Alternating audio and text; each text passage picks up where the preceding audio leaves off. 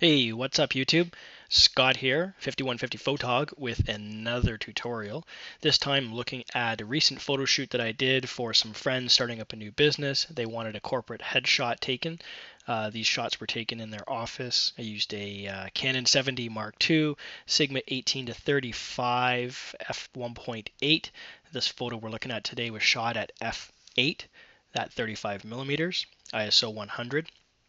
The lighting setup was just two studio strobes. Now you can achieve this with three flashes, probably even two flashes if you wanted.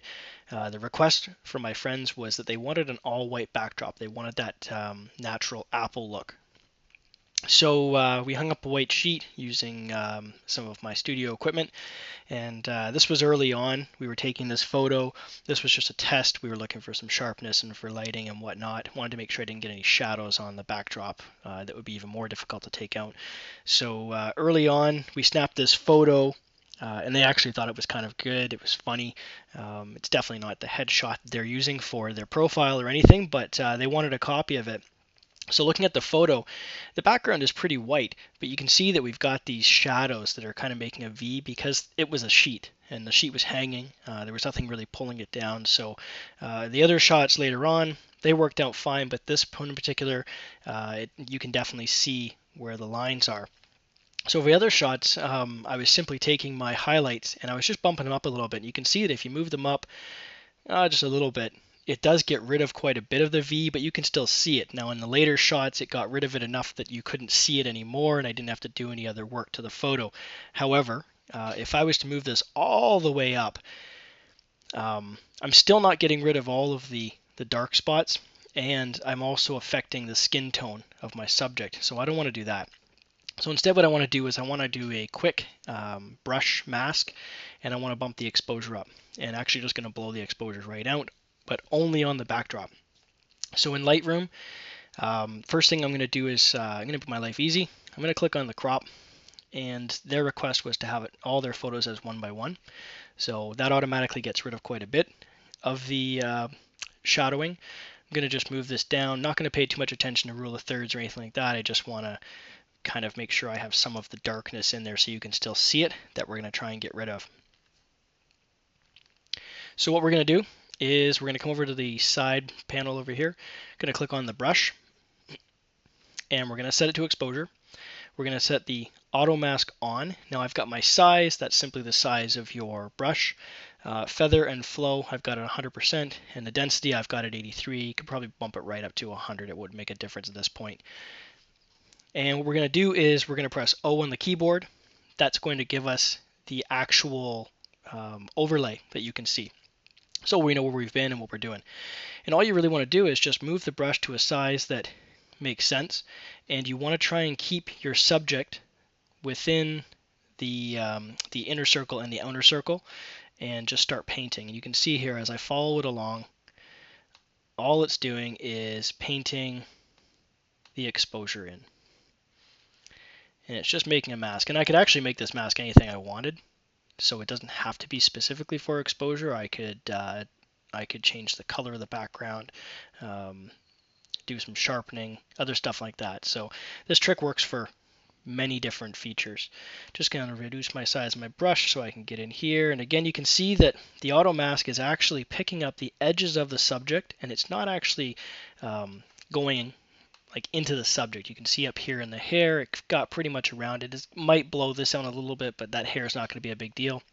You definitely have an issue if you were doing, let's say, somebody who was wearing a white shirt. This trick would not work as well. You'd spend a lot of time trying to get it masked out, simply because the shirt would keep getting in the way. So in that case, I'd recommend that you use Photoshop, mask out your person, and then expose your background that way.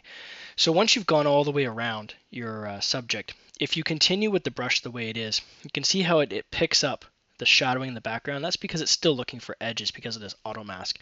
So we can turn that right off, and we can just go right up the edge there, and you can see that it's starting to fill it all in. It's not too concerned about any edges anymore. Just want to make sure we get good coverage. The other reason why we did our crop first is because it's going to save us this painting time of having to do it on backdrop that we don't even care about, that won't even be in our final shot. So I'm just going to continue brushing this on. And in a second, what we're going to do is we're going to turn off the overlay so that we can see our, let's call it our ugly backdrop. And you'll be able to see once we bump the exposure up that it completely kills anything on the background and makes it that nice apple infinite white backdrop. So I'm going to press O to turn off my overlay. And you can see here that I'm still setting on 0 for my amount for my exposure. And if I just go to exposure here and it's leaving it at 0, you can see I've still got the shadows. All I'm going to do is just move this slider all the way up and it's gone. And you can see now it's nice and clean. The shadowing is gone. It didn't affect my subject any. If I come up to his hair here, you can still see that the hair has still got fairly good definition. Yeah, we lost a strand of hair up here. Not a big deal. I don't think that it really affected him too much by losing that one strand of hair. So once that's complete, I can give you a quick demonstration going back here. We'll do a comparable side by side so you can see how the two look. Once you see the overexposed background, you can definitely tell that this was not white, whereas this is definitely pure white now. Shadowing is gone and the subject is nice and sharp.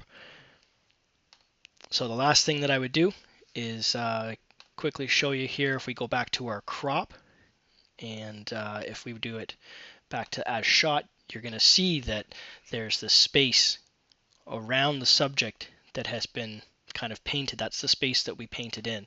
So if you were to go back in and tell it to crop it again, and let's say you decided that you really wanted to move it over this way or this way, you got to remember that you're going to have to paint that crop a little bit further. If you wanted to go in and make an edit like that, for example, you'd simply go up to the brush, and instead of just painting in, you can use the same effect in case you were, let's say, you didn't change it completely. You didn't blow it out completely. You did like 75% or something like that.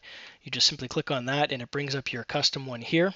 And all we have to do is we can press O. We can see where we've been. Auto mask is off, and we can just simply brush in the rest of that effect.